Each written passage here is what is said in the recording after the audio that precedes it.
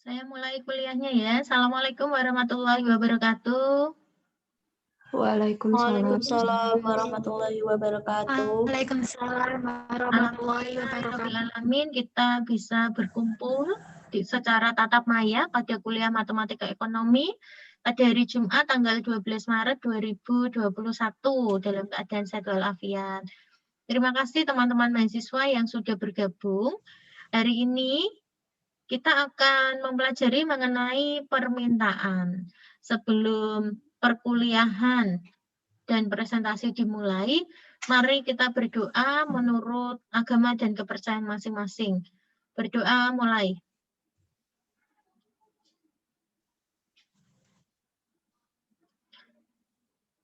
Berdoa selesai. Kemudian saya sudah melihat tugas kalian. Untuk kelompok 1, apakah sudah siap? Insya Allah, Bu. Insya Allah. Ya, kita mulai. Siapa yang akan share screen ini? Sudah saya bukakan aksesnya. Silahkan dimulai share screen-nya.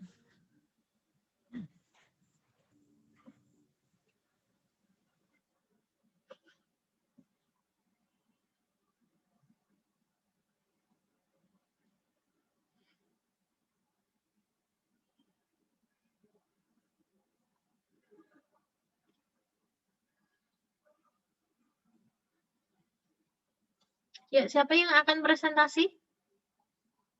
Bisa menjawab? Mbak Sarah? Kelompok saya, Bu. Iya, Bu. Maya?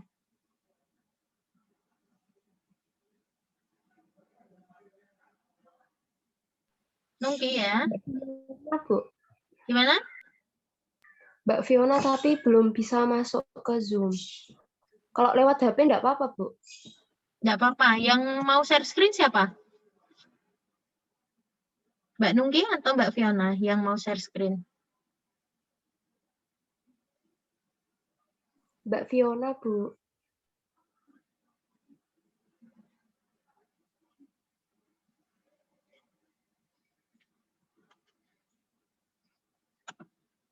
Saya bukakan aja ya dari saya.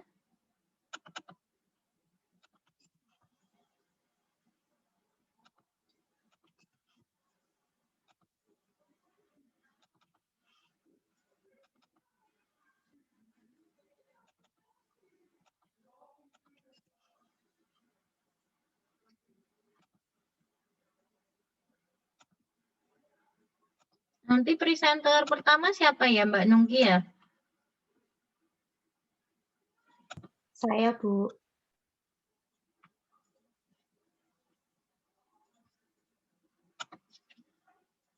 Silahkan nanti ini saya bantu ya. Yuk, silahkan dipresentasikan. Assalamualaikum warahmatullahi wabarakatuh. Waalaikumsalam warahmatullahi wabarakatuh. Warahmatullahi wabarakatuh. Kami dari kelompok 1 akan mempresentasikan tentang materi permintaan pada mata kuliah Matematika Ekonomi dengan anggota kelompok saya sendiri, Nuki Filosofa. Yang kedua ada Mas Rizal, yang ketiga ada Mbak Sera, dan yang keempat ada Mbak Maya, dan yang kelima ada Mbak Fiona Alicia Geoviana.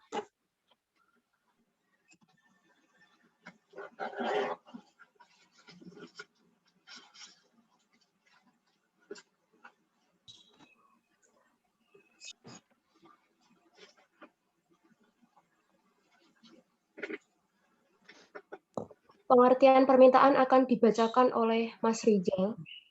Silakan Mas Rizal. Oke, yang pertama, pengertian permintaan. Pengertian permintaan dalam ilmu ekonomi yang umum diartikan sebagai orang atau konsumen terhadap barang-barang tertentu yang diperlukan atau diinginkan. Atau dengan kata lain, yang dimaksud dengan permintaan adalah sejumlah barang, jasa atau jasa yang merupakan barang-barang ekonomi yang akan dibeli konsumen dengan harga tertentu dalam suatu waktu atau periode tertentu dan dalam jumlah tertentu. Menurut Praherja 2008 halaman 24, permintaan adalah konsumen membeli suatu barang pada berbagai tingkat harga selama periode waktu tertentu. Supaya lebih akurat, kita memasukkan dimensi geografi. Sedangkan menurut Ahman, permintaan diartikan sebagai jumlah barang dan jasa yang diminta seseorang atau individu dalam waktu tertentu pada berbagai tingkat harga. Dari pendapat di atas dapat disimpulkan bahwa permintaan adalah jumlah barang atau jasa yang ingin dan mampu dibeli seseorang atau individu pada berbagai tingkat harga dan pada waktu tertentu. Oh no.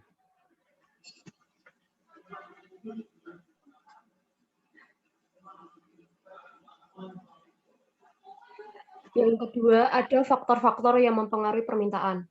Faktor-faktor yang mempengaruhi permintaan terbagi menjadi 7. Yang pertama ada pendapatan atau penghasilan masyarakat. Yang kedua ada selera. Selera itu bukan pasukan ya teman-teman, itu konsumen. Selera konsumen terhadap barang. Yang ketiga ada jumlah penduduk. Yang keempat ada prediksi masyarakat tentang kondisi di masa yang akan datang.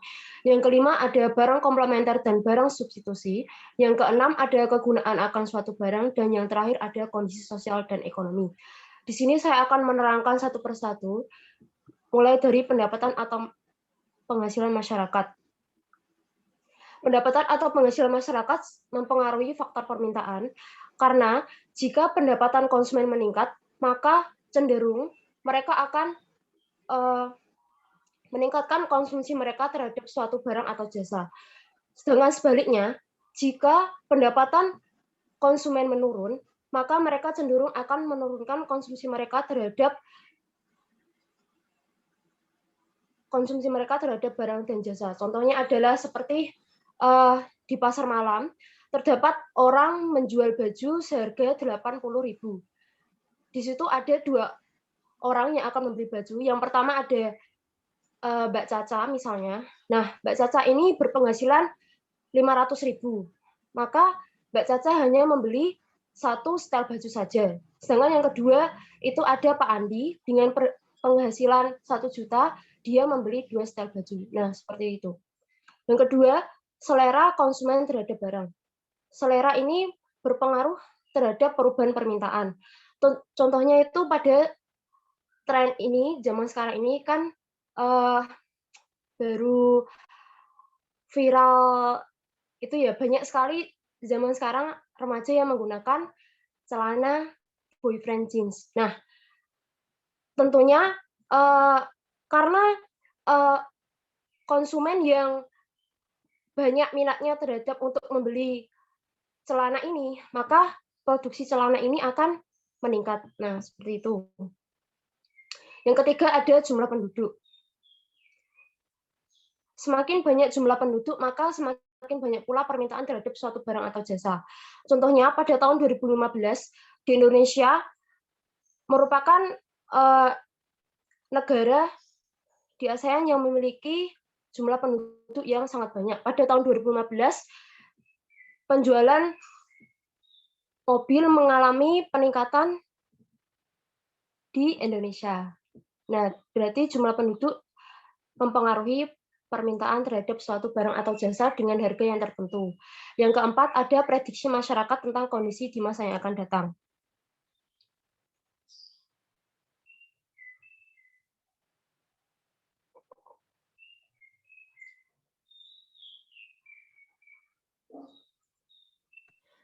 Saya bantu ya Mbak ya, tadi ya, untuk jumlah penduduk, semakin banyak penduduknya, tentunya permintaan akan suatu barang akan lebih besar daripada jumlah penduduk suatu negara yang lebih sedikit, begitu ya Mbak Nungki ya.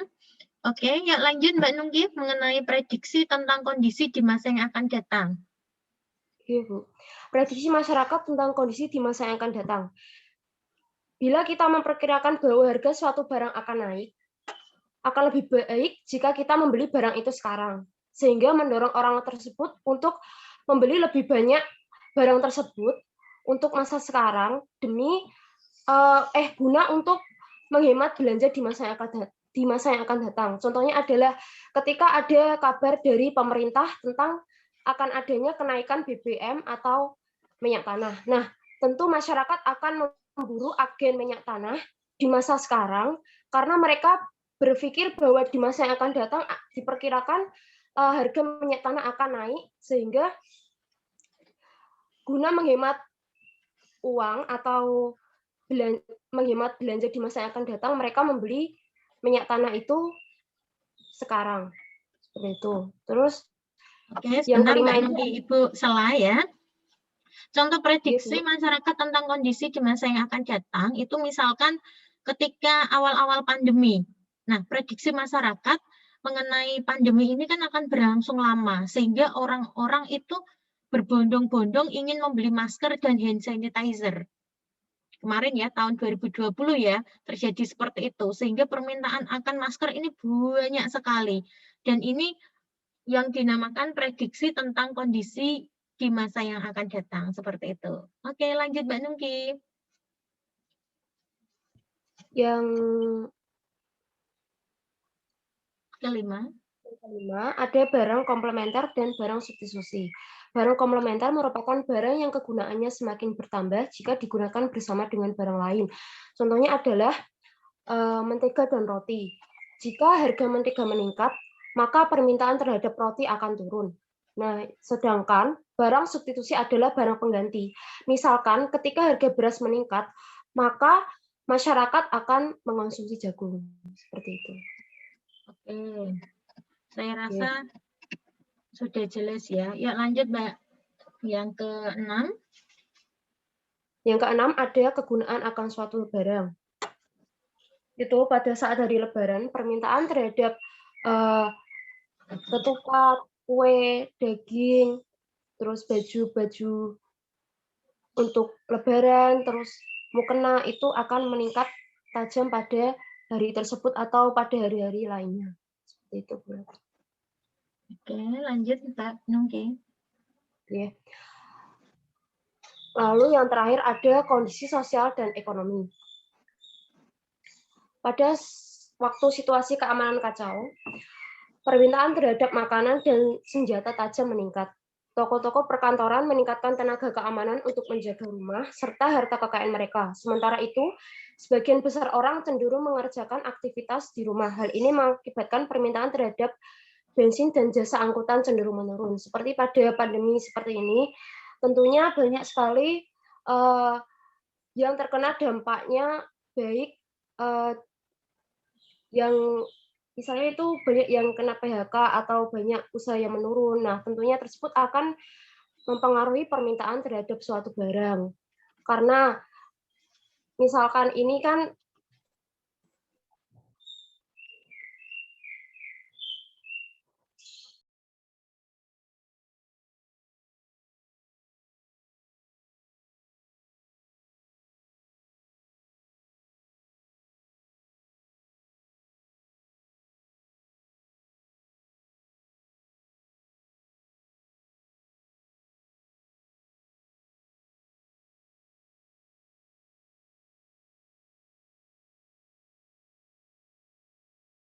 sampun Bu untuk poin yang B.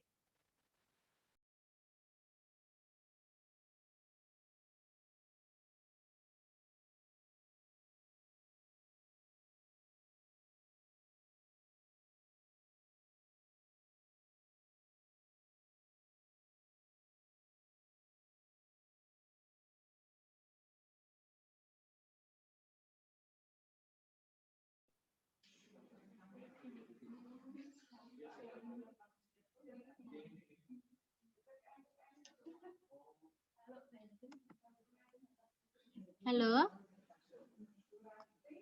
Mbak Nungki dengar suara saya?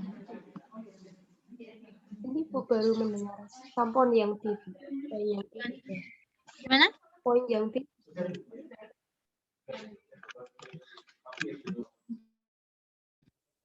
Oke, suara saya masuk ya ini ya. Sorry tadi ada gangguan di speaker. Masuk enggak? Pelan sekali Bu Ratri. Masa tapi pelan, Bu. Tes, masuk enggak, Mbak? Nggih, Bu, masuk. Ini sudah keras? Nggih, Bu, sampun. Oke. Salam. Untuk kondisi sosial ekonomi ya, ini contohnya tadi bagus sekali. Jadi setiap orang yang memiliki kondisi sosial dan ekonomi yang berbeda, tentunya permintaan akan suatu barang pun akan menjadi berbeda pula. Begitu. Misalkan kondisi sosial ekonomi untuk masyarakat menengah ke bawah terhadap mobil mewah misalkan, tentunya permintaannya akan lebih sedikit dibandingkan dengan kondisi sosial ekonomi dari masyarakat menengah ke atas. Mereka akan meminta atau melakukan permintaan terhadap barang, misalkan mobil itu tentunya akan semakin besar, gitu ya. Oke, kemudian lanjutannya silakan. Hukum permintaan. Hukum permintaan berhubungan dengan harga dan jumlah barang yang diminta. Hukum permintaan menyatakan jumlah barang yang diminta akan selalu berbanding terbalik dengan harganya. Artinya, jika harga barang naik, maka jumlah barang yang diminta akan berkurang. Dan jika harga barang turun, maka jumlah barang yang diminta akan bertambah. D. Pengecualian hukum permintaan. Yang pertama, keanehan given atau given paradox.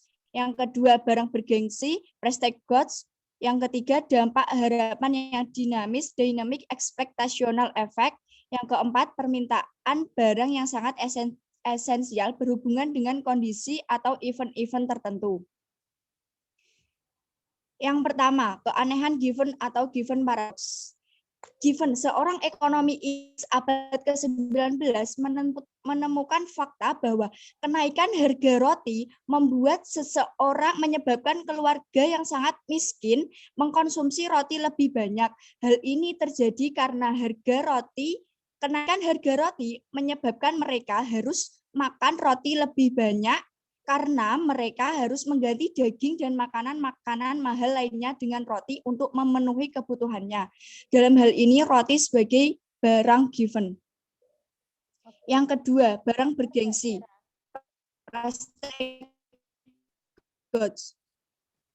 Sebentar ya Mbak Sarah ya. Nah, untuk keanehan jika harga barang-barang bergengsi. Sebentar Mbak Sarah. Halo? Mbak Syera, sebentar ya. Nggih, Bu. Oke, Ibu tambahi ya. Untuk keanehan given. Dalam G. Untuk keanehan given atau given paradox ini akan bertentangan dengan hukum permintaan. Kalau tadi kan jika harganya naik, maka jumlah barang yang diminta akan semakin turun. Nah, kalau given paradox ini ya, contohnya tadi kondisi ekonomi di suatu negara dengan konsumsi roti untuk masyarakat miskin dengan harga yang naik, dia malah akan mengkonsumsi roti semakin banyak. Kenapa kok seperti itu? Karena mereka takut kalau harga barang-barang yang lain seperti daging, sayuran dan yang lain pun akan naik juga, maka mereka mengkonsumsi roti lebih banyak untuk memenuhi kebutuhan hidupnya. Oke, seperti itu ya Mbak Syera ya. Ya, dilanjutkan Mbak Syera.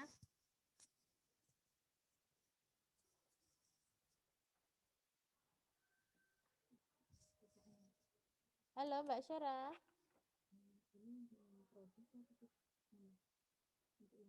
Dalam Bu, mohon maaf tadi keluar Bu. Oh iya, bisa dilanjutkan yang lain?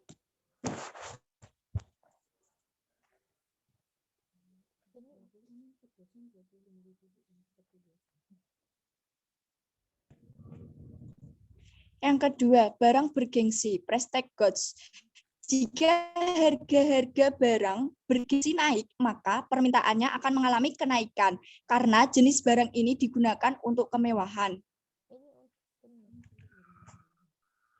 Yang ketiga, dampak harapan yang dinamis, dynamic expectational effect. Jika harga barang turun, maka kuantitas barang yang diminta akan mengalami penurunan juga, karena orang memperkirakan bahwa Yang keempat, permintaan barang yang sangat esensial atau berhubungan dengan kondisi atau event-event tertentu. Permintaan barang yang sangat esensial, berapapun harganya, harus dipenuhi untuk sejumlah pemenuhan tertentu. Contohnya, pada saat Lebaran, meskipun harga baju naik, namun pembelian juga naik. Untuk poin D, sampun, Bu.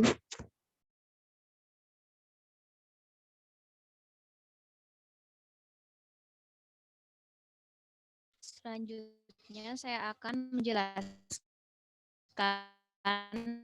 hubungan dalam permintaan. Menurut Sukirno, tahun 2018, dalam permintaan, barang dibedakan menjadi 7 golongan. Yang pertama adalah barang pengganti atau substitusi. Barang pengganti atau substitusi ini tadi sudah dijelaskan Mbak Nungki, seperti jika harga beras naik, maka masyarakat akan cenderung membeli jagung. Kemudian yang kedua yaitu barang pelengkap atau komplementer. Barang pelengkap atau komplementer ini contohnya seperti buku dan pensil atau pulpen. Siswa tidak bisa menulis tanpa menggunakan buku dan tidak bisa menulis tanpa menggunakan pensil saja. Maka permintaan antara buku dan pensil akan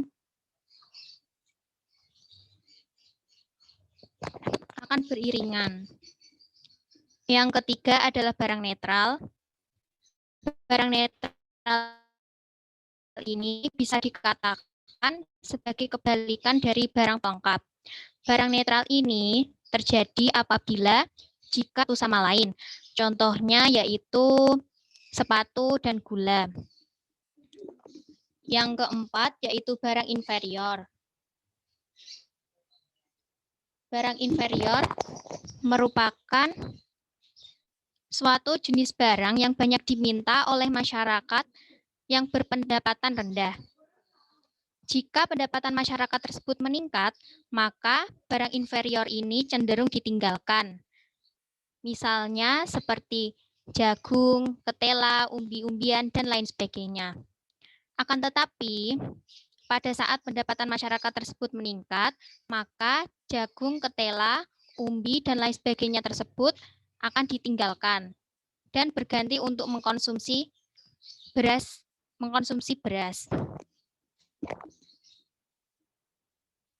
Selanjutnya yaitu barang esensial.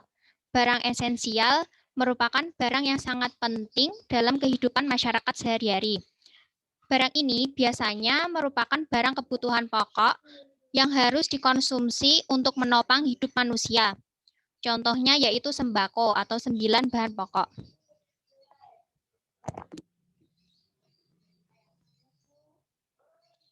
Yang selanjutnya adalah barang normal. Barang normal dapat dikategorikan sebagai barang normal apabila barang tersebut mengalami kenaikan jika terjadi kenaikan pendapatan. Contohnya adalah sepatu, peralatan rumah tangga, dan lain-lain. Faktor yang menyebabkan terjadinya peningkatan permintaan apabila terjadi kenaikan pendapatan adalah kenaikan pendapatan akan menambah kemampuan untuk membeli barang yang lebih banyak.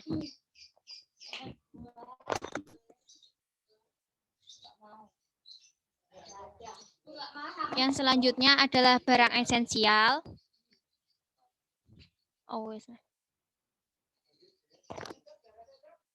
Yang selanjutnya adalah barang mewah.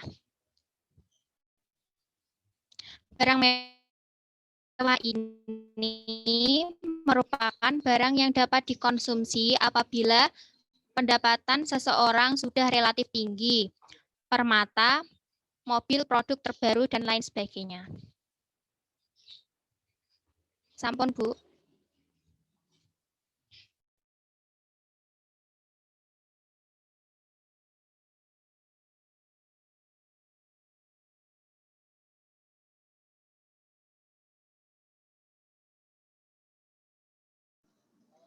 Fungsi dan kurva permintaan. Maaf Bu, bisa ditampilkan grafiknya?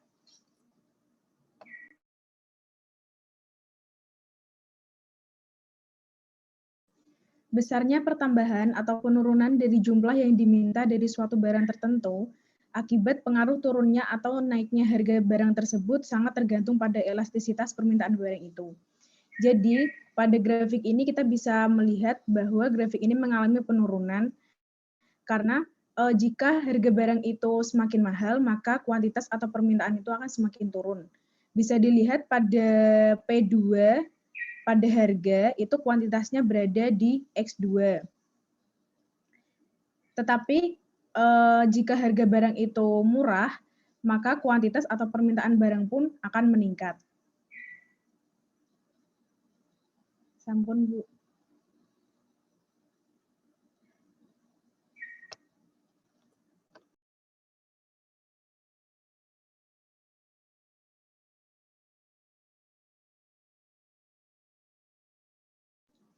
Maaf, Bu, suaranya Bu Ratri tidak ada. Saya tambahkan untuk penjelasannya Mbak Fiona. Tadi untuk grafik kurva permintaan maupun penawaran nanti akan menggunakan ketentuan yaitu sumbu X-nya adalah kuantitas atau disimbolkan dengan Q dan sumbu Y-nya di sini ya disimbolkan dengan P atau price ya. Kalau kurva permintaan, tadi kan hukum permintaan berbunyi bahwa semakin mahal harganya maka permintaannya akan semakin sedikit kuantitasnya begitu ya.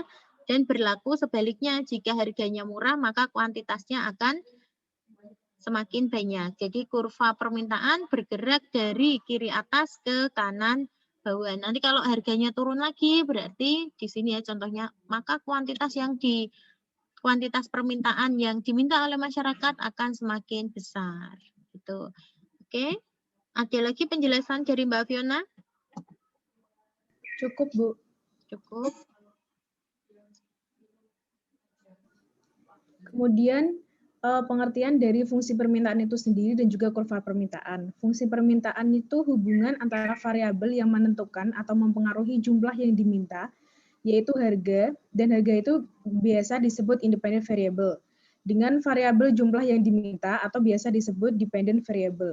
Nah, hubungan kedua variabel itu dinyatakan sebagai Q adalah fungsi P atau Q sama dengan fungsi P, di mana Q itu variabel kuantitas atau jumlah, dan P itu variabel harga. Kemudian untuk pengertian kurva permintaan itu sendiri adalah hubungan dari variabel kuantitas atau jumlah yang diminta dari suatu barang dengan variabel harga barang tersebut.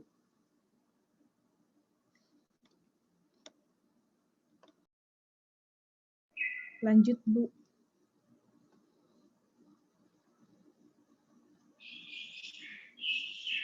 Nah, kemudian pada kurva garis lurus, tingkat pertambahan kuantitas yang diakibatkan oleh turunnya harga dalam sama dengan yang dinyatakan bentuk fungsinya itu Q sama dengan AP plus B, di mana Q-nya itu variabel kuantitas dan P-nya itu variabel harga, dan A sama B itu merupakan konstanta. Contoh fungsi pada grafik ini adalah X sama dengan min 3P plus 15, di mana Q merupakan variabel kuantitas barang dan P merupakan variabel harga barang tersebut.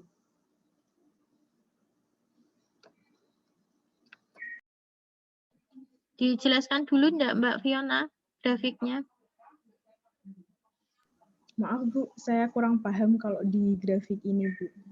Oke, ya saya bantu ya. Tadi kan bentuk umumnya kan bentuk umumnya kan gini ya, Q sama dengan AP ditambah dengan B. Nah, kalau fungsi permintaannya adalah ini ya, X sama dengan negatif P, negatif 3P ditambah dengan 15. X ini, misalkan, untuk menggambar kurva ini ketika X-nya 0 sama dengan negatif 3P ditambah dengan 15. Berarti diperoleh P sama dengan 5. Seperti kalian menyelesaikan persamaan linear ya. Berarti dengan kondisi X-nya sama dengan 0, maka dia akan berpasangan dengan P sama dengan 5. Ya, di sini 5. Jadi 0,5. Tentukan titik di sini 0,5. Kemudian untuk jika nah P-nya sama dengan 0, maka X sama dengan negatif 3 dikali 0 tambah 15. Hasilnya X-nya sama dengan 15. Jadi untuk P sama dengan 0, maka titiknya adalah 15,0. Jadi diperoleh di sini nih, 15,0. Kemudian kalian tarik garis seperti biasa ya. Nah, misalkan di sini jika dicari, nah jika P-nya dengan harga 3, P sama dengan 3, berapakah kuantitas barang dengan memenuhi fungsi ini? Caranya ya sama, Q-nya kan X-nya itu ya, Q sama dengan negatif 3P ditambah dengan 15. Kalau masukkan P-nya 3, dikali 3 tambah 15. Jadi Q-nya untuk price 3, Q-nya sama dengan 6. Jadi nanti jika harga barangnya sebesar 3, maka jumlah barang yang diminta sebesar 6. Begitu ya penjelasannya ya. Oke, bisa dilanjutkan Mbak Fiona? Ini siapa yang bertugas? Masih saya, Bu. Oke, silakan. Kemudian selanjutnya yaitu pergeseran kurva permintaan. Dalam kondisi ceteris paribus, permintaan suatu barang A merupakan fungsi dari harga barang A sendiri. Nah, secara sistematis menurut Mastur itu bisa ditulis Q dA sama dengan fungsi PA, kemudian Q dA sama dengan fungsi PA, P bar B sampai dengan P bar Z, I bar, T bar, W bar. Nah, keterangannya Q dA itu kuantitas barang A yang diterima. Kemudian PA itu harga barang A, P bar B sampai P bar Z itu harga barang-barang lain, I bar itu pendapatan atau income, T bar itu selera atau taste, W bar itu kemakmuran atau wealth. Dan semua tanda yang ada barnya itu menunjukkan bahwa variabel ini merupakan konstan.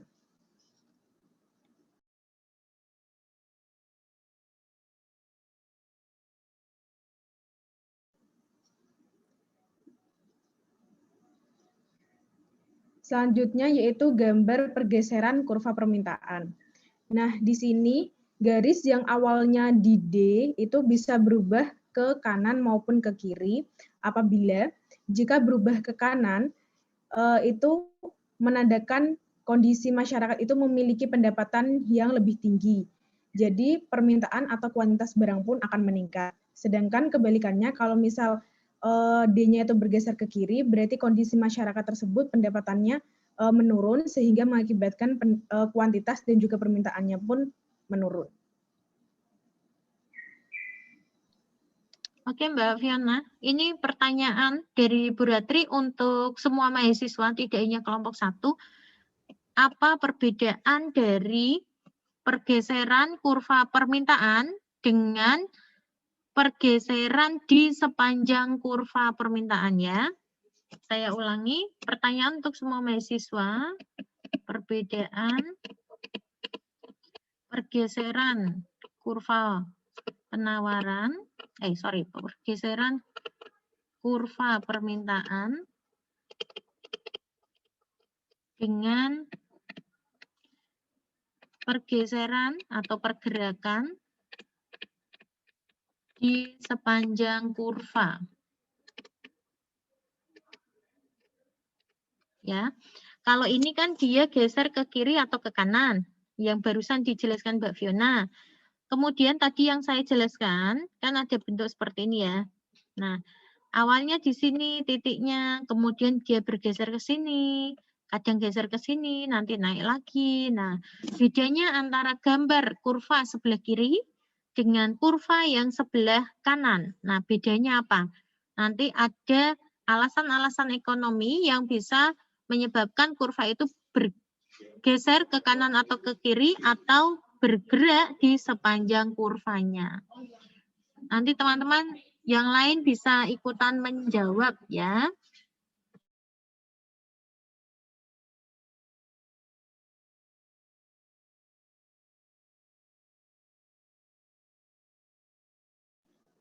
Kemudian selanjutnya kita membahas tentang sifat-sifat kurva permintaan.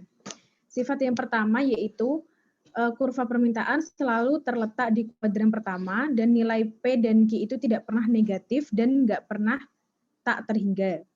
Kemudian yang kedua yaitu fungsi 1,1. Yang ketiga, kurva permintaan itu bersifat turun miring atau slope downward dan bergerak dari barat laut ke tenggara. Kemudian ketiga sifat itu biasa dikenal sebagai hukum permintaan yang turun miring atau disebut dengan the law of downward sloping demand yang berbunyi jika harga suatu barang naik, maka jumlah barang yang diminta menjadi berkurang, atau jika jumlah sesuatu barang yang ditawarkan di pasar bertambah, maka hanya dapat terjual dengan harga yang lebih rendah. Seperti penjelasan grafik yang pertama tadi. Apakah ada tambahan, Bu? Langsung Mbak Fiona ke contoh soal.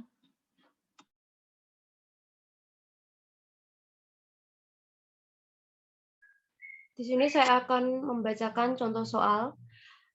Jika harga barang Rp80 per unit, maka jumlah permintaan 10 unit. Dan jika harga barang Rp60 per unit, maka jumlah permintaan 20 unit. Tentukan persamaan fungsi permintaan. Dari soal di atas diperoleh data untuk harga yang pertama diketahui itu kan ada Rp80 dengan kuantitasnya jumlah permintaannya yaitu 10 unit. Sedangkan untuk harga yang kedua itu seharga Rp60 dengan jumlah permintaan 20 unit.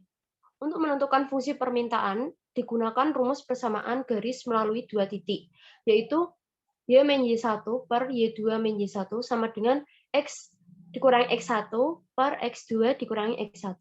Dengan mengganti X sama dengan Q dan Y sama dengan P, maka didapat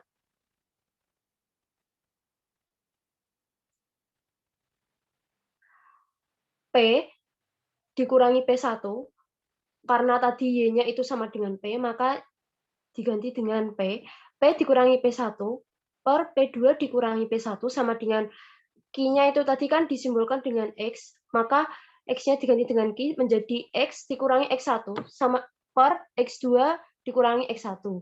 Nah, selanjutnya kita memasukkan data yang sudah diketahui pada contoh soal di atas, yaitu tadi harga P1-nya adalah 80 dan harga P2-nya yaitu 60, maka P dikurangi 80 per 60 dikurangi 80 sama dengan Q, dikurangi Q1-nya tadi kan 10 unit, karena harganya tadi Rp80 per 20 dikurangi 10. P dikurangi 80 per negatif 20 dari 60 dikurangi 80 sama dengan Q dikurangi 10 per 10. Selanjutnya dikalikan silang menjadi yang P negatif dikurangi 80 itu dikurung. P dikurangi 80 dikalikan kurung tutup dikalikan 10 sama dengan negatif 20 kurung buka Q dikurangi 10. Maka mendapat 10P dikurangi 800 sama dengan negatif 20 Q ditambah 200. 20 Q-nya itu dipindah ruas menjadi positif, menjadi 20 Q sama dengan 200 ditambah 800 dikurangi 10P. Q sama dengan 1 per 20 kurung buka 1000 dari 200 ditambah 800 dikurangi 10P, Q-nya mendapat 50 dikurangi setengah P. Jadi, dari kasus di atas diperoleh fungsi permintaan QD sama dengan 50 dikurangi setengah P. Terima kasih.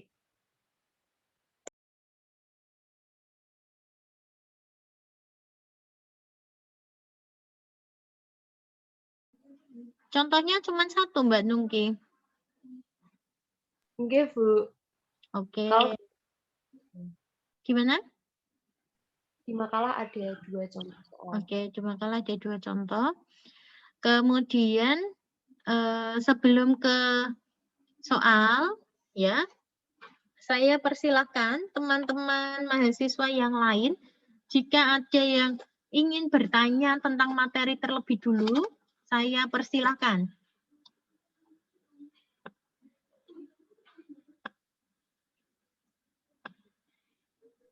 Bu, saya Rica Aulia izin bertanya, Bu. Oke. Rica, silakan Rica. Apa faktor yang dapat menggeser kurva permintaan? Tolong dijelaskan. Oke. Mau langsung dijawab atau ditampung dulu kelompok 1? Ditampung dulu saja, Bu. Oke, tadi ada Mbak Rica. Lanjut ya, siapa lagi yang mau bertanya?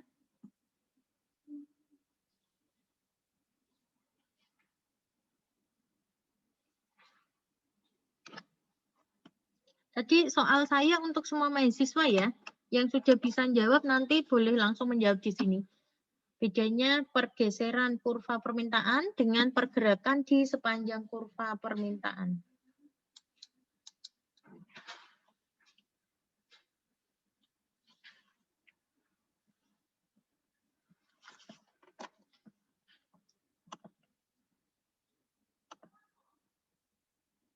Ayo, tadi pertanyaannya Mbak Rica, silahkan dijawab.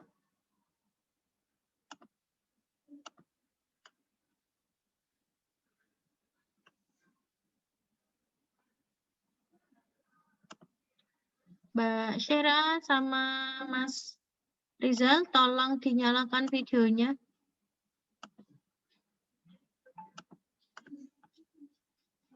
Ya, silakan dijawab. Apa yang menyebabkan, tadi pertanyaannya apa Mbak Rica? Apa yang menyebabkan? Faktor yang dapat menggeser kurva permintaan, Bu. Oke, faktor-faktor yang bisa menggeser kurva permintaan. Ini nanti ada kaitannya dengan kuis yang saya berikan tadi ya. Ya, sudah nemu jawabannya?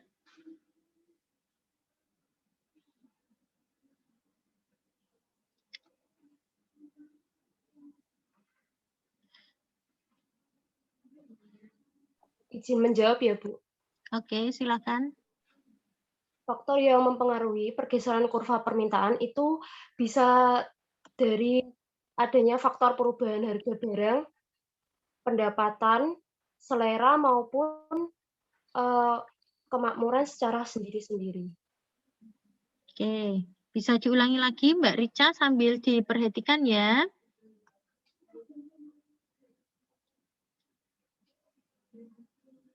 Gimana Mbak Rica? Sudah puas belum? Jadi faktornya apa aja Mbak Nungki? Coba diulangi lagi. Faktor-faktor yang mempengaruhi pergeseran permintaan itu bisa disebabkan oleh perubahan harga barang, pendapatan, selera, maupun kemakmuran secara sendiri-sendiri maupun simultan, maka akan berakibat terjadinya pergeseran permintaan. Seperti itu. Ada satu-satu Mbak. Ini Mbak Rica mau nulis nih. Ada apa tadi? Perubahan harga. Perubahan harga. Bisa dijelasin satu-satu Mbak Nungki? Kenapa kok perubahan harga bisa menggeser kurva? Tadi kan jika kurva permintaan itu kan jika harganya meningkat, maka permintaannya akan menurun. Sedangkan jika harganya menurun, maka permintaan terhadap suatu barang akan meningkat. Oleh karena itu, perubahan harga barang mempengaruhi pergeseran kurva permintaan. Oke. Baru satu ya Mbak Rica ya. Tadi perubahan harga. Yang kedua apa Mbak Nungki? Pendapatan, Bu. Pendapatan. Tim kelompok 1 ada yang mau menjelaskan? Izin menjawab ya, Bu. Oke, silakan Mbak Maya.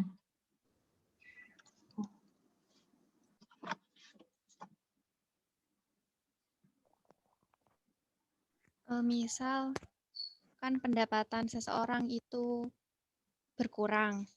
Nah, dia tidak akan melakukan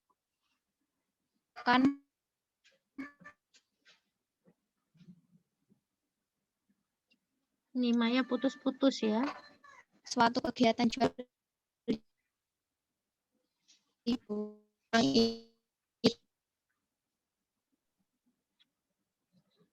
Maya, masih di situ, Mai? akan suatu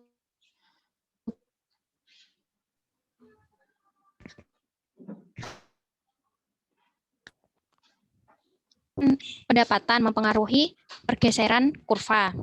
Jika pendapatannya menurun, maka permintaan masyarakat juga akan menurun.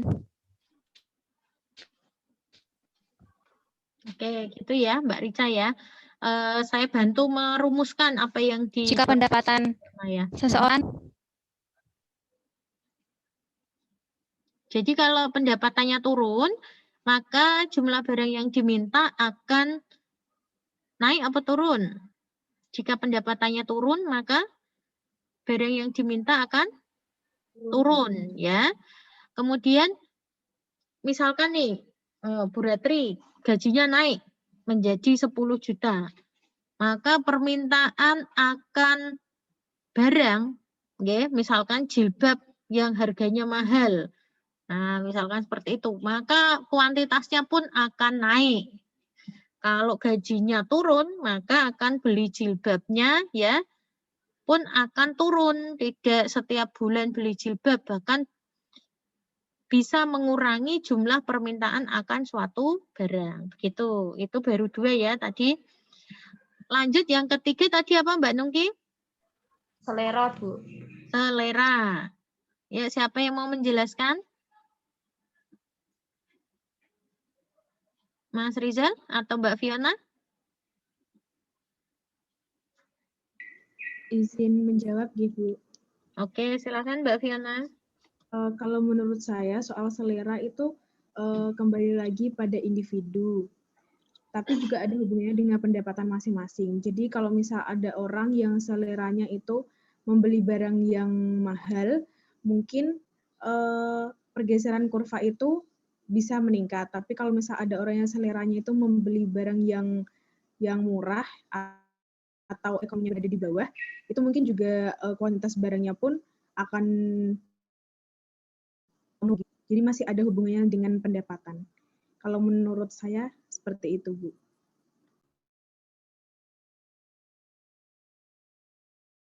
Ada yang mau menambahkan tidak? Sebelum saya yang menambahkan.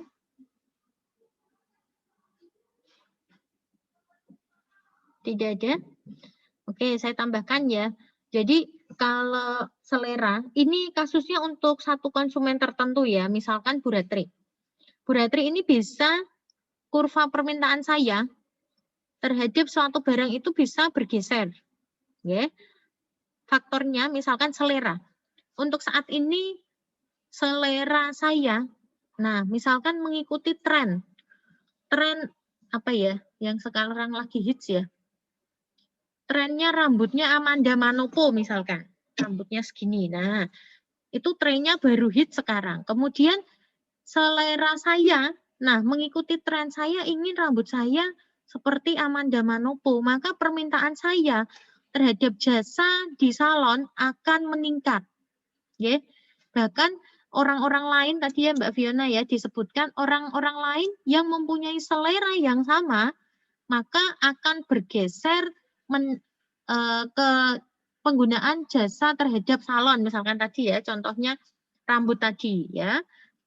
Trennya lagi hits apa, maka pergeseran kurvanya akan bisa terjadi.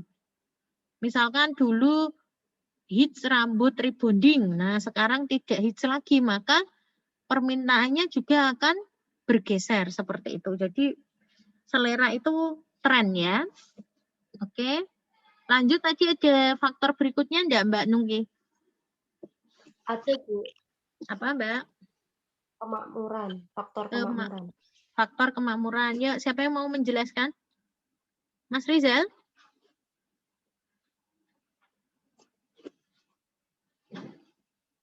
Rizal mau nambahin enggak?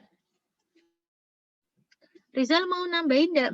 Mas Rizal, kemakmuran mengapa kok bisa mempengaruhi atau menggeser kurva permintaan? Ibu.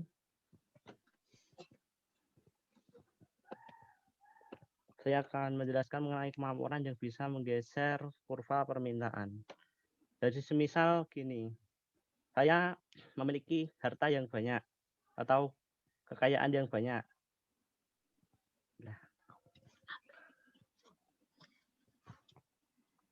Lalu?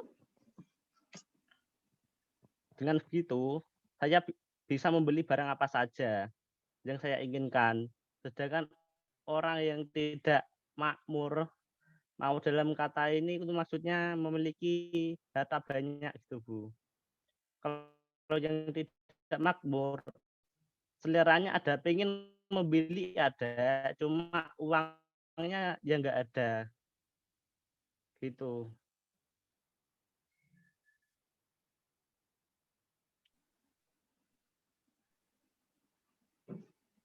Sudah cukup, Mas Rizal? Ini kok terputus-putus ya? Sinyalnya, Bu. Sinyal saya nggak stabil. Oke. Saya rasa masih ada Mbak Dungki atau sudah selesai tadi faktor-faktor yang mempengaruhi pergeseran kurva?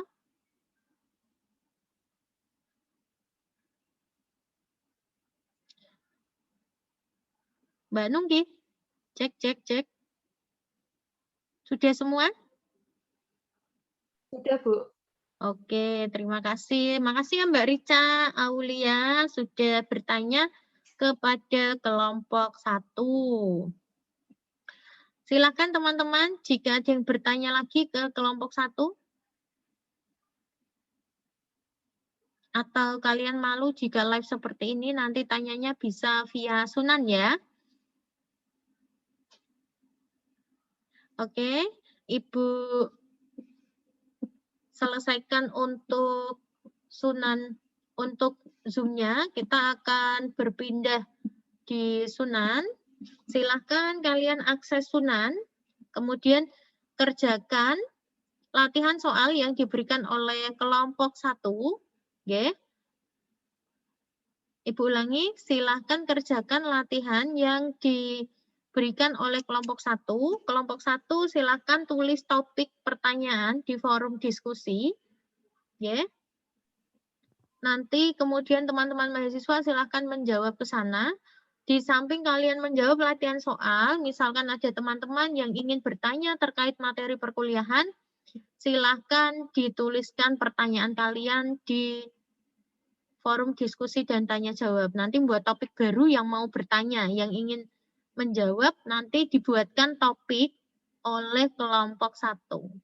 Apakah ada pertanyaan?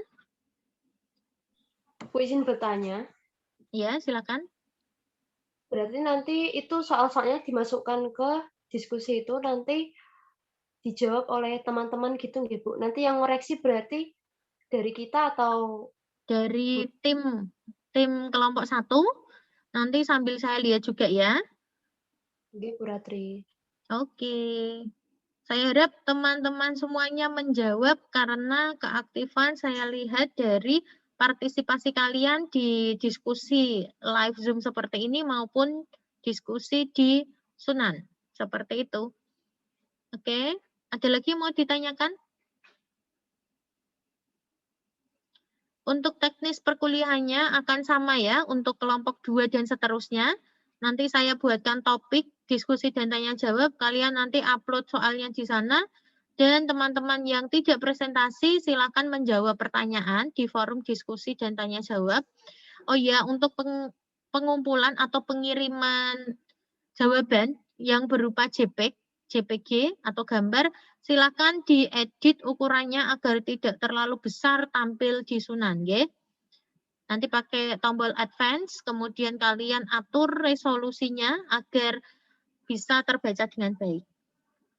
Sekian kuliah matematika ekonomi yang via Zoom, silakan nanti dilanjutkan di Sunan. Sampai jumpa lagi di pertemuan berikutnya. Terima kasih atas perhatian teman-teman mahasiswa semuanya. Semoga kita diberikan kesehatan oleh Allah Subhanahu wa taala untuk melewati masa pandemi seperti ini. Jangan lupa tetap menjaga protokol kesehatan ya. Jangan jalan-jalan dulu. Saya akhiri nggih. Terima kasih. Wassalamualaikum warahmatullahi wabarakatuh. Bye-bye. Waalaikumsalam warahmatullahi wabarakatuh. Terima kasih, Bu. Terima kasih, Bu. Sama-sama.